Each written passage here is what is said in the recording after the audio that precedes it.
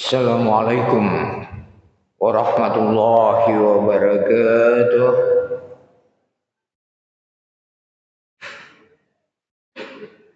Alhamdulillahilladzi khalaqal insana fi ahsani taqwim.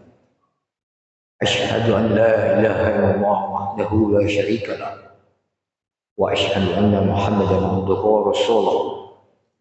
Allahumma shalli wa sallim ala sayyidina Muhammad wa ala alihi wa ashabihi ajma'in. Bapak-bapak, ibu-ibu, hadirin hadirat jamaah subuh yang dimuliakan Allah. Kajian kita subuh ini seperti yang ditawarkan oleh Pak Haji Amir, karena kita menjelang memasuki Ramadan. Bagaimana kita lihat puasa itu dalam perspektif atau dalam pandangan tasawuf. Agar puasa kita tidak berjalan di tempat, dari tahun ke tahun kita jalani. Kita mau untuk naik sedikit, satu level. Ketika misalnya kita berusaha untuk melakukan puasa itu seperti apa yang dituntunkan oleh Rasul dalam kehidupan beliau. Hadis yang diriwayatkan oleh Imam Muslim itu menyebutkan seperti ini. Dalam kaitannya dengan puasa, kullu amali ibni Adam lahu. Semua amal anak Adam itu untuk dirinya. Illa siyam, kecuali puasa. As-siyamu li wa ana ajsibih. Puasa itu kata Allah untukku dan aku sendiri yang akan membalas. Karena kebaikan itu dibalas oleh Allah, setiap kebaikan 10 sampai 100 kali lipat digandakan. Maka Nabi mengatakan dalam hadis riwayat Muslim itu as-siyamu li wa ana ajsibih. Jadi Allah menyebut puasa itu untukku dan aku sendiri yang membalasnya, melipat gandakannya, sudah tidak terbilang. Lisaimi farhatan, bagi mereka yang berpuasa itu ada dua kebahagiaan. Farhatun inda fitrih, kebahagiaan, kegembiraan pada saat dia berbuka. Wa farhatun inda liqa'i rabbih, dan kebahagiaan ketika dia berjumpa dengan Tuhannya.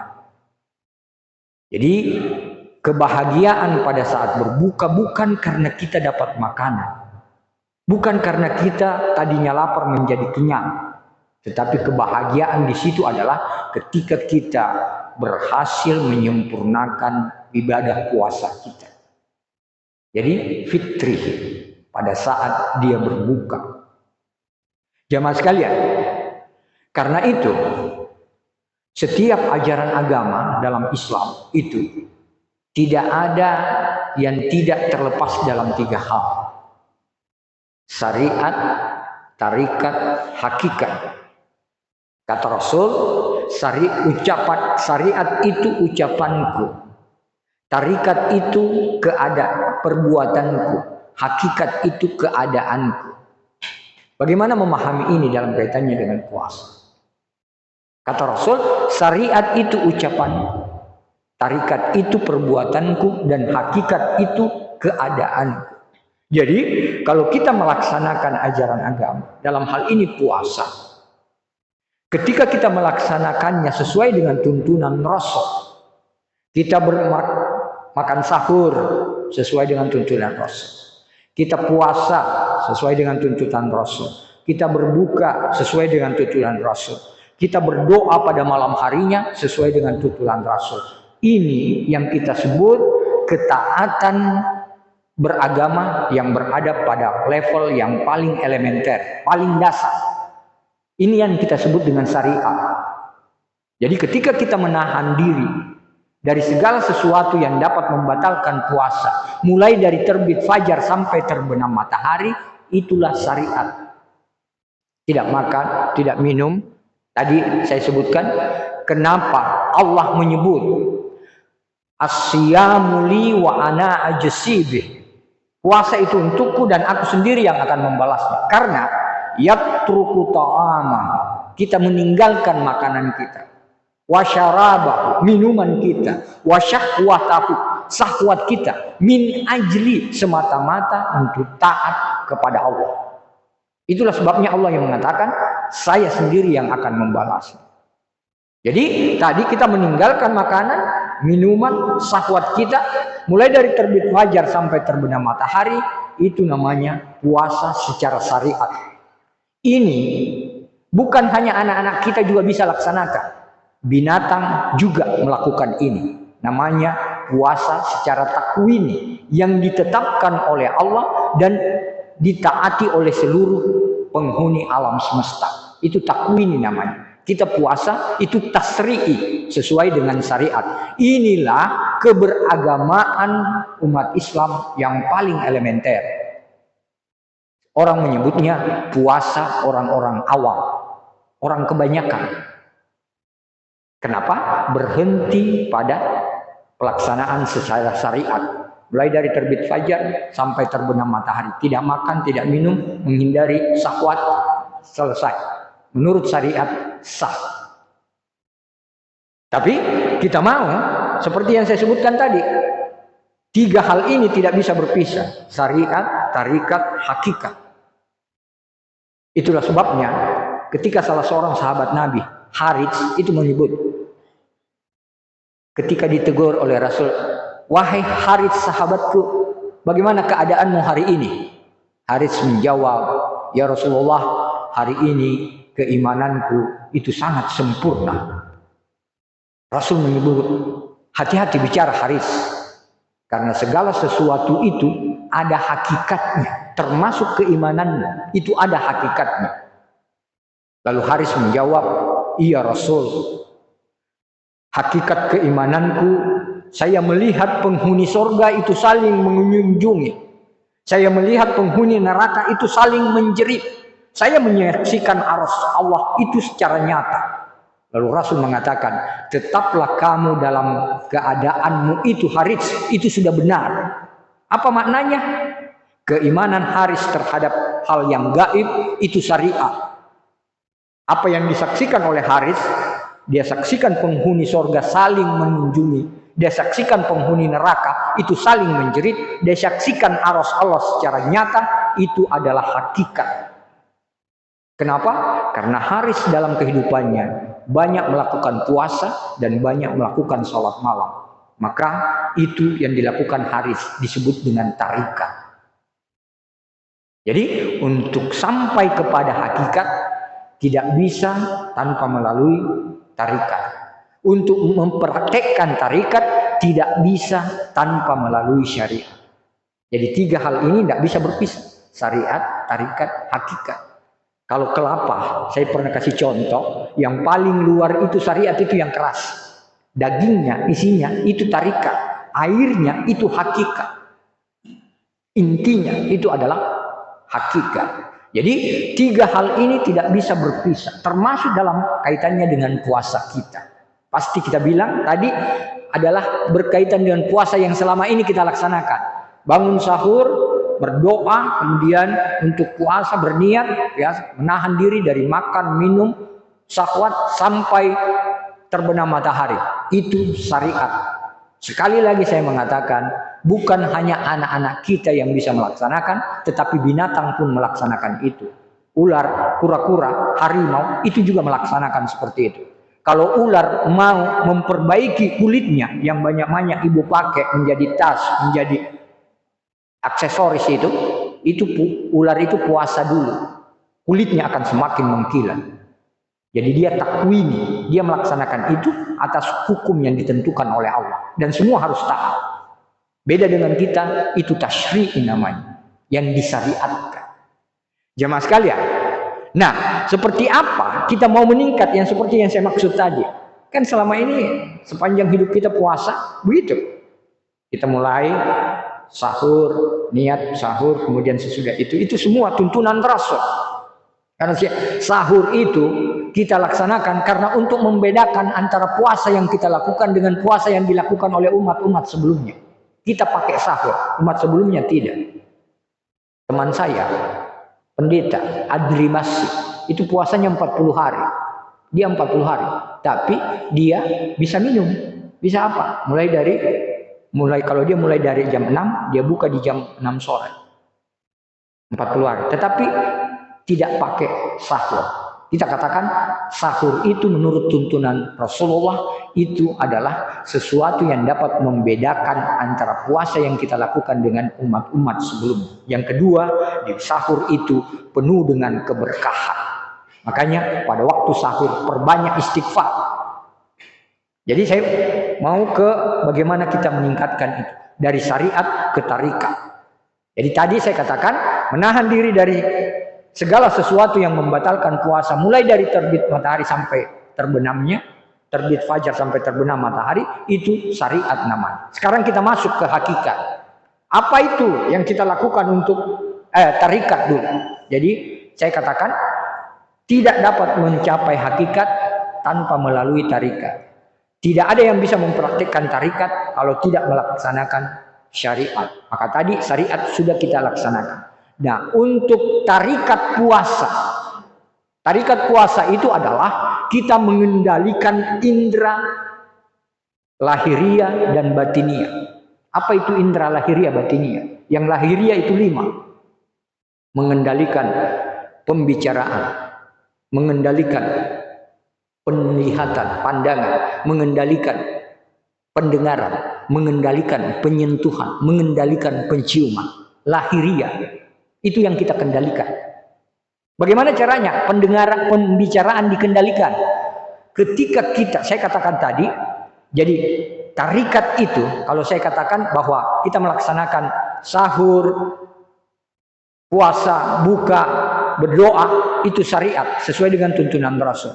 Kalau kita masuk sedikit, kita berkelakuan seperti kelakuan Nabi, kita puasa seperti puasanya Nabi, itu berarti kita sudah masuk ketaatan yang lebih tinggi, ketaatan dalam level tarikat. Ketika kita menyaksikan apa yang disaksikan oleh Nabi, ketika tirai pandangan kita tersingkap, maka itu kita sudah berarti masuk kepada hakikat. Seperti Haris tadi, apa yang disaksikan oleh Haris itu adalah hakikat. Dan apa yang keimanan Haris itu adalah syariat terhadap yang gaib. Tapi yang disaksikan ketika dia menyaksikan para penghuni sorga saling mengunjungi, penghuni neraka saling menjerit, menyaksikan aras Allah dengan nyata, itu adalah hakikat. Jadi tadi di tarikat 5. Kendalikan indera lahiriah ada 5, batiniah juga 5. Yang pertama, pembicaraan. Jadi ketika mengendalikan pembicaraan, bukan saja kita berhenti untuk berdusta, bukan saja kita berhenti untuk memperguncingkan, memfitnah orang lain. Tidak, karena itu syariat memang melarang itu. Tetapi ketika mereka sudah mengendalikan pembicaraan yang dia ucapkan itu, dia hanya berucap yang penting-penting saja. Yang bicara yang penting-penting saja. Dia hindari pembicaraan yang sia-sia. Itu namanya sudah mulai masuk pada pengendalian indera pembicaraan. Kita lihat keutamaan orang yang mengendalikan bicaranya. Al-Quran menyebut, lihat Maryam. Maryam itu ketika dituding sebagai wanita yang pelaku zina, ya, ketika dia akan melahirkan Isa alaihi salam, ya. Jadi dituding dalam Al-Quran, dia dituduh kamu melakukan zina. Maryam tidak berucap karena memang Allah menyuruh jangan untuk menjawab tuduhan itu. Apa keutamaannya? Yang menjawab tuduhan itu adalah anaknya, bayinya, bahwa orang tua saya itu adalah orang-orang yang baik, tidak melakukan perzinahan. Bayi yang belum waktunya untuk bicara itu yang menjadi saksi atas kesucian Maryam. Itu karena dia puasa bicara. Zakaria yang sudah tua, istrinya mandul, tiada harapan lagi untuk mempunyai anak. Tetapi Allah menginformasikan kepadanya bahwa engkau akan memperoleh keturunan yang namanya Yahya. Orang anak salih yang akan taat kepada kedua orang tuanya. Tidak sabar Zakaria, ingin bukti. Bagaimana engkau bisa membuktikan ya Allah bahwa saya akan punya keturunan? Saya ini sudah tua, istri saya ini mandul. Allah mengatakan, lihat, 3 hari ke depan kamu tidak akan bisa berkata-kata apa-apa. 3 hari tidak bisa bicara Zakaria. Itu tanda bahwa dia akan memperoleh apa yang disebutkan oleh Allah. Membatasi pembicaraan ternyata itu adalah sesuatu yang masuk pada level yang saya sebutkan tadi. Pembicaraan dikendalikan, indera pembicaraan. Jadi puasa harus mengendalikan itu. Bukan hanya tidak berucap dusta, tidak mencaci, tidak memfitnah orang lain, tetapi dia sudah mulai membatasi pembicaraannya. Makanya Rasul bilang, berbahagia mereka yang mengendalikan kelebihan bicaranya dan memperbanyak kelebihan sedekah atas hartanya. Jadi bicara dikendalikan, sementara dalam sedekah dia perbanyak. Mengendalikan pembicaraan. Begitu juga pada pengendalian penglihatan. Jadi kita tidak melihat yang diharamkan Allah, tapi kita juga hanya melihat apa yang diperuntukkan untuk kita lihat. Seperti itu juga kepada 3 yang selainnya. Pendengaran, telinga kita ini jamaah subuh yang dimuliakan Allah punya hak. Dia punya hak untuk tidak mendengarkan pergunjingan dan gibah, fitnah orang lain. Hak telinga untuk tidak mendengar itu. Maka kendalikan pendengaran. Penyentuhan, penciuman, seperti itu. Jadi 5 yang lahiriah. Pembicaraan, penglihatan, pendengaran, penyentuhan, dan penciuman dalam indera lahiriah. Apalagi yang indera batiniah. Kalau kita manusia ini ibarat kereta. Itu pedati ditarik oleh 10 kuda. 5 kuda tadi yang sudah kita sebutkan, indera lahiriah, itu mudah dikendalikan. Yang liar ini adalah yang 5, indera batiniah. Ini juga harus dikendalikan. Kalau kita mau naik 1 level dalam puasa kita. Jadi selain tadi pembicaraan, penglihatan, pendengaran, penyentuhan, penciuman, kendalikan. Yang 5 lagi, yang pertama indera batiniah adalah pikiran. Kendalikan pikiran. Yang kedua, kendalikan ingatan. Yang ketiga, kendalikan khayalan. Yang keempat, kendalikan rasa. Dan yang kelima, gabungan dari 4 itu. 5 ini secara batiniah harus dikendalikan. Jadi pembicara dalam kaitannya dengan pikiran, Al-Quran kan menyebut pikiran itu adalah untuk melihat kemahabesaran Allah. Kita harus menyaksikan bagaimana perbuatan dan sifat-sifat Allah. Perhatikan ayat Allah. Ya. Jadi Allah menyebutkan dalam kaitannya dengan pikiran yang harus dikendalikan. Jamaah sekalian, selama ini pikiran kita, Pak Prof, kita gunakan kan untuk bagaimana pikiran itu untuk mengatasi masalah-masalah dalam kehidupan kita. Kecerdasan kita gunakan untuk bagaimana kita memperoleh keuntungan yang lebih banyak. Sukses dalam karier. Kecerdasan kita gunakan untuk hal-hal seperti itu. Kapan pikiran, kecerdasan kita gunakan untuk penghikmatan kita kepada roh untuk mendekatkan diri kepada Allah. Maka dalam puasa, kalau tidak bisa kita laksanakan memikirkan kemahabesaran Allah selamanya, seterusnya, maka usahakan pikirkan kemahabesaran Allah itu pada malam hari. Kosongkan pikiran dalam hal-hal yang menekan kita. Coba ingat perbuatan dan kemahabesaran Allah. Kosongkan pikiran terhadap persoalan-persoalan yang kita hadapi. Itulah sebabnya Rasul mengatakan berpikir sesaat tentang kemahabesaran Allah itu jauh lebih utama daripada beribadah 70 tahun. Ketika pikiran kita kendalikan. Pikiran 1, indera batiniah. Yang kedua, kendalikan ingatan. Pikiran kita itu sangat tergantung pada memori yang ada dalam akal kita. Itulah ingatan. Kita seringkali mengingat hal-hal yang menyakitkan. Orang lain melakukan sesuatu yang tidak kita senangi. Itu terbenam dalam ingatan kita. Hadir terus.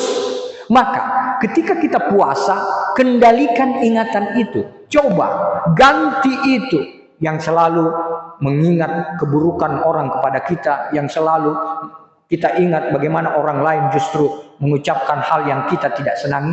Ganti itu, isi dengan asma Allah. Itulah pentingnya bagaimana kita banyak berzikir di malam hari. Pada saat kita berpuasa, seperti saya katakan, kita kendalikan indera batinnya. Pertama pikiran, yang kedua ingatan, yang ketiga hayalan. Hayalan itu sangat luar biasa. Dia liar sekali, kemana-mana. Untuk anak muda, hayalan itu luar biasa. Itulah sebabnya Rasul bilang, jadi bukti untuk membuktikan seseorang itu sudah balik. Kalau perempuan, ketika seorang ibu datang kepada Rasul, ya Rasul, bagaimana saya mengetahui bahwa putriku itu sudah dewasa? Karena yang bertanya itu perempuan, maka Rasul memanggil Aisyah, tolong jelaskan sama ibu itu bahwa tanda seorang perempuan yang dewasa itu adalah ketika dia memasukkan kapas di tempat keluarnya darah haid itu. Kalau dia keluar dalam keadaan bersih, berarti dia belum. Tapi kalau dia sudah berubah warna, itu berarti dia sudah menstruasi. Berarti dia sudah dewasa. Tanda putri yang sudah. Sekarang untuk yang putra, bagaimana caranya itu? Kata Rasulullah, ketika seorang laki-laki itu mimpi basah.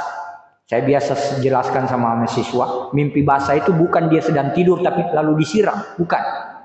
Tapi mimpi basah itu adalah ketika dia punya hayalan rekreasi tanpa biaya. Dia rekreasi, tiba di Malino, tiba di tempat-tempat tertentu, padahal dia sementara tidur. Dia bersama dengan teman wanitanya, dia mimpi basah. Mimpi basah, kata Rasulullah, justru Rasulullah mengatakan, alhamdulillah, semakin bertambah umatku yang akan bertanggung jawab terhadap kelanjutan agama ini. Berarti laki-laki itu sudah dewasa. Mimpi basah. Nah, hayalan itu tadi, itu liar. Itu yang saya katakan, kendalikan hayalan.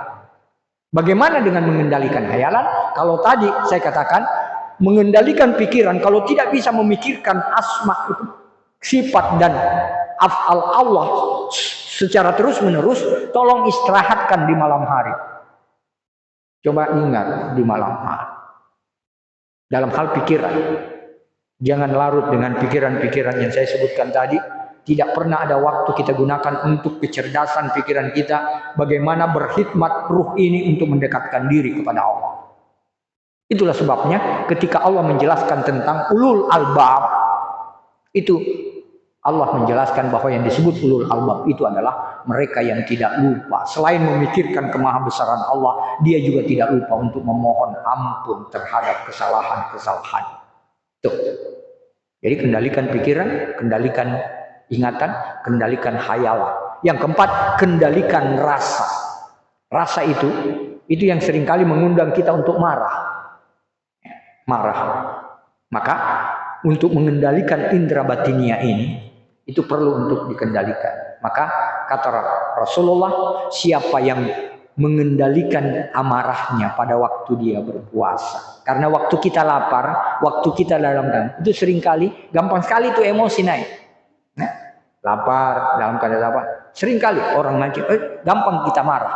Kata Rasulullah, siapa yang mengendalikan amarahnya pada waktu dia puasa, maka dia nanti Allah akan mengendalikan atau menahan kemurkaannya kepadanya. Tuh. Jadi mengendalikan amarah, mengendalikan rasa.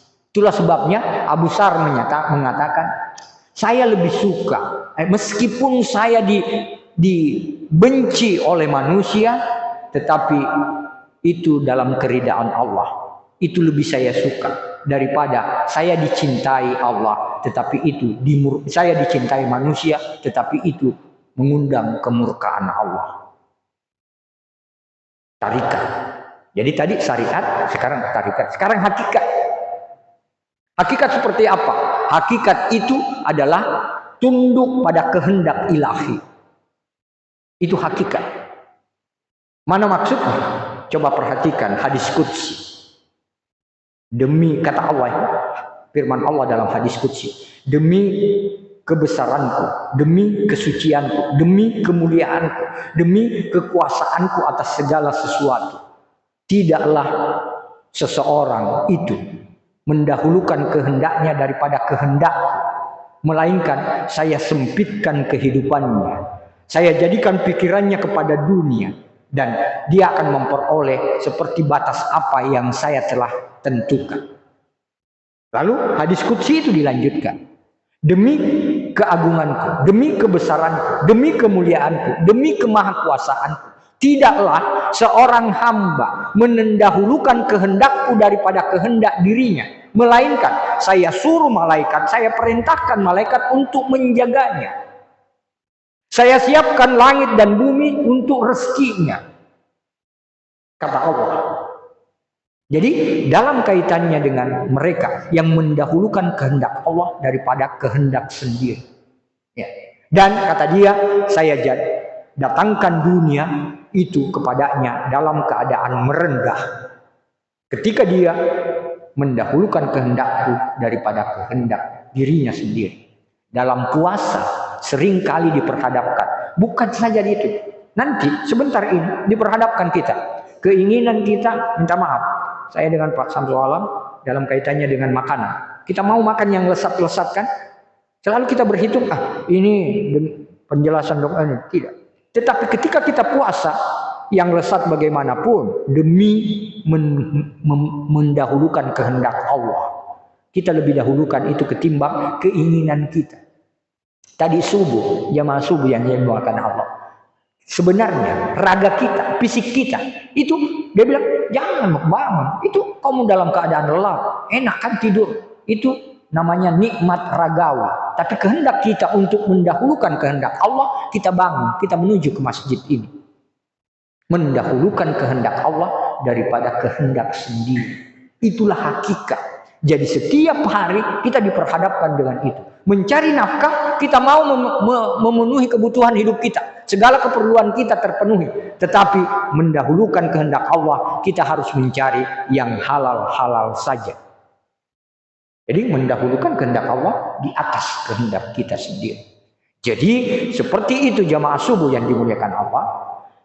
Syariat, tarikat, hakikat. Saya tutup penjelasan ini. Bagaimana itu dari syariat menuju hakikat. Nabi Syuaib didatangi oleh seorang. Wahai Nabi Syuaib, saya ini sudah disaksikan oleh Allah kemaksiatan dosa yang saya lakukan. Sudah disaksikan.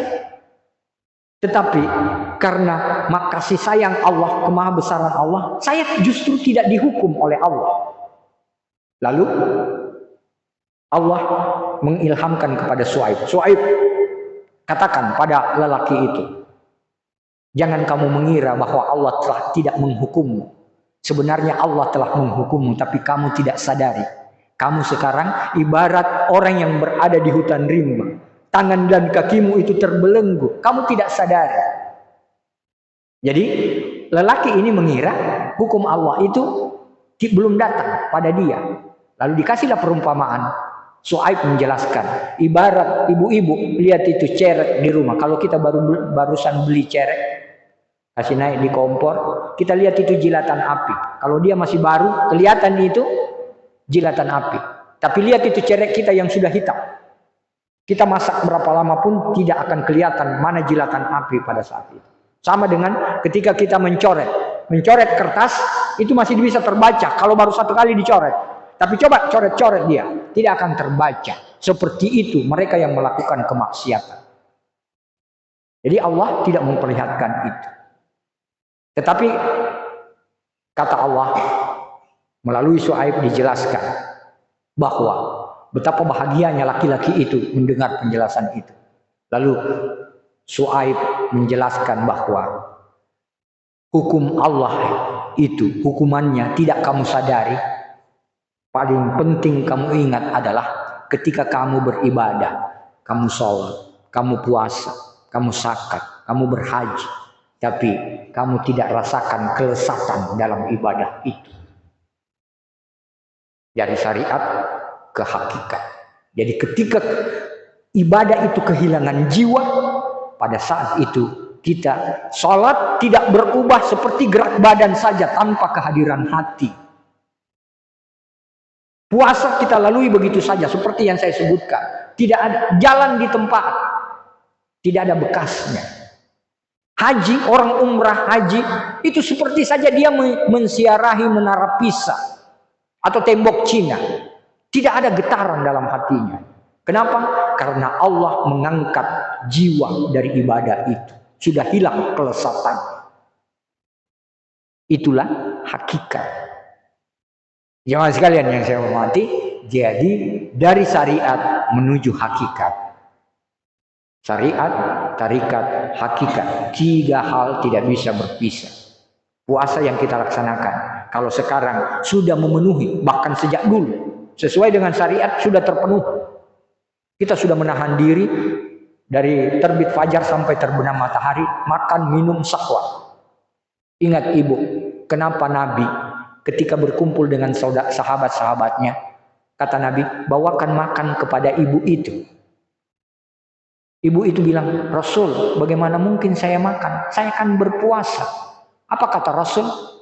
Ibu, bagaimana mungkin ibu puasa? Tadi waktu saya lewat di depan rumah ibu, ibu mencaci maki asisten rumah tangga ibu, pembantu ibu, dengan ucapan-ucapan yang tidak layak diucapkan oleh orang yang berpuasa. Ibu ini sudah kehilangan jiwa ibadah. Puasanya sekedar menahan lapar, menahan makan, minum, dan syahwat saja. Tidak justru tiba pada yang dimaksudkan oleh puasa itu. Saya kira itu jamaah sekalian. Jadi kita mulai coba insya Allah menjelang Ramadan. Ya, Ramadan kita mulai nanti. Jadi yang masuk kategori syariat itu mulai dengan niat, Ibu niat itu juga sekali lagi saya katakan puasa dengan niat itu. Jadinya niat itu ada 2. Niat yang pertama yang kita sebutkan ketika seorang berniat untuk memenuhi kebutuhan dirinya tanpa ada keinginan untuk memperoleh ridha dan ampunan Allah. Itu niat yang pertama, jenis yang pertama. Niat jenis yang kedua adalah melakukan kehendak Allah dengan menginginkan ampunan dan ridha Allah, mengabaikan kebutuhan dirinya. Jenis niat yang pertama itu selain tertolak menurut syariat, dia juga bukti keberagamaan yang belum matang, belum dewasa. Kenapa? Karena dia beribadah hanya untuk kepentingan dirinya. Jenis niat yang kedua, itulah yang mendahulukan kehendak Allah daripada kehendak dirinya. Ini yang dimaksud dengan niat lillahi ta'ala. Jemaah subuh yang dimuliakan Allah, saya kira ini masih banyak yang patut untuk kita jabarkan dalam kaitan dengan ini. Tapi coba kita mulai tadi. Selain syariat, coba kita mulai tarekat puasa. Kendalikan 5 indera batini lahiriah dan 5 indera batiniah. Coba lakukan itu. Insya Allah melalui itu kita akan melihat bahwa ternyata puasa yang kita laksanakan berbeda dari puasa yang selama ini kita laksanakan. Puasa kita sudah naik 1 level, tidak lagi berjalan pada level yang biasa. Maka jadikan hakikat puasa itu sebagai target. Itu jadi target. Target. Ibarat sedekah supaya gampang kita paham. Kalau ada ibu, ada bapak, seperti yang saya bilang, dulu orang-orang tua kita, kalau mau kita pergi sholat Jumat, itu orang-orang tua kita, nenek-nenek kita, kakek kita di rumah, nenek kita bilang, nah titip ini, saya punya sedekah tolak bala dia. Karena memang sedekah itu bisa menolak bencana. Selalu kita bilang, tidak ikhlas itu, karena dia bersedekah, karena dia ingin supaya dia terhindar dari bencana. Ikhlas juga, cuma ikhlasnya masih tahap elementer, paling dasar. Dia masih perlu meningkat. Lihat itu ikhlas. Kenapa? Lillahi ta'ala. Lillahi rabbil alamin. Sama dengan doa iftitah yang kita baca. Jadi untuk Allah, kepunyaan Allah, karena Allah, untuk Allah, milik Allah. Tingkat yang paling tinggi adalah semua milik Allah. Jadi lillahi rabbil alamin. Sama yang kita baca dalam doa iftitah. Inna salati wa nusuki wa mahyaya wa mamati lillahi rabbil alamin. Coba, itu kita baca sebelum kita sholat. Kita semua peruntukan untuk Allah. Tapi sadarkah kita ketika kita sholat, seperti yang saya sebutkan tadi, hanya kita tunduk di sajadah, kita sujud di sajadah. Selalu saya bilang, termasuk di UNM kemarin Pak Prof, waktu Isra Mi'raj.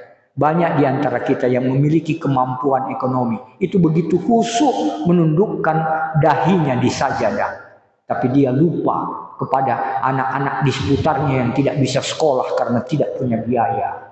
Dia lupa orang-orang miskin yang ada di seputar masjid. Kita hanya saleh secara ritual untuk diri kita. Kita tidak peduli kepada mereka. Padahal Islam mengatakan tidak boleh ada orang lapar di seputar masjid. Tidak boleh ada orang miskin di seputar masjid. Kenapa?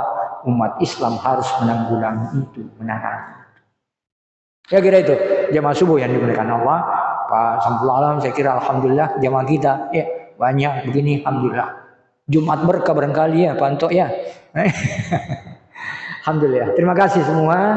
Mudah-mudahan insyaallah kita sesuai dengan doa kita. Allahumma barik lana fi Sya'ban wa ballighna Ramadan. Mudah-mudahan kita semua diberkahi di bulan Sya'ban ini dan kita semua sampai pada bulan Ramadan. Hadanallahu iyyakum. Assalamualaikum warahmatullahi wabarakatuh.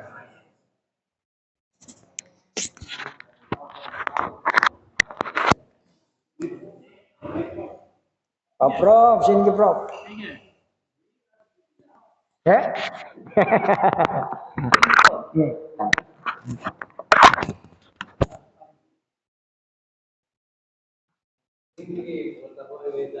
Nah, luar biasa. Sebenarnya sudah biasa, Prof sudah apa? Syariat saja yang sudah